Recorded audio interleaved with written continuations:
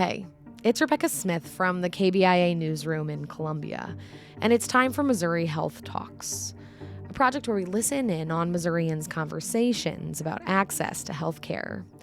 This month, we're focusing on the stories of folks working to combat domestic and sexual violence. In 2024, domestic violence shelters across the state served nearly 55,000 people who were seeking emergency shelter, court advocacy, therapy, and more. Jessica Hill works for the Missouri Coalition Against Domestic and Sexual Violence and spoke about some of the reasons it can be hard for people to leave abusive situations. Here's Jessica. I think the biggest misconception is people who ask the questions, why don't they just leave? And that is an extremely complicated answer. But what we do see is the average is 7 to 8 attempts before someone is able to leave permanently. And we want to walk alongside that person as they safety plan. Because when a person is leaving or has just left a domestic violence relationship, that's when they are at the highest danger. Because domestic violence is all about power and control. And if the abuser feels like they are losing control, then it can become very dangerous. Financial reasons is another huge part of why people stay or why it takes them several attempts to leave.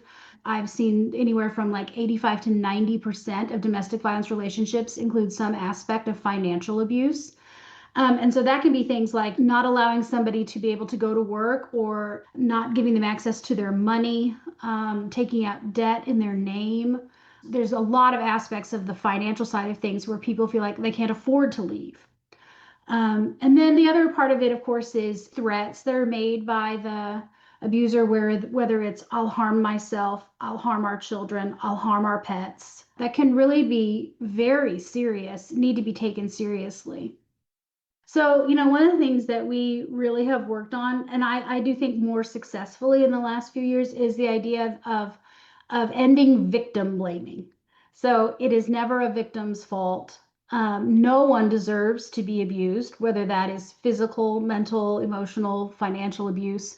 No one deserves to be assaulted or raped. Nothing you do, nothing you did, nothing you said, nothing you wore, nothing you drank makes it okay to be assaulted or abused. And so one of the things we really try to work with victims on is rebuilding their own sense of self and self-esteem and self-worth, because they do deserve love, kindness, compassion. And so, one of the things that is so helpful to victims is to get in part of a support group. And so most of our programs offer those peer support groups. And the peer support is amazing to see, because I think that people who experience these kind of relationships, they don't want anyone else to ever experience that, not at the hands of their own abuser or anyone else. And so they're just wonderfully supportive of one another, and I think it makes a big difference for people. That was Jessica Hill with the Missouri Coalition Against Domestic and Sexual Violence, speaking about some of the challenges people face when trying to leave abusive situations. That's it for this week's Missouri Health Talks. Tune in next week for more conversations from throughout the state about health and access. I'm Rebecca Smith. Thanks for listening.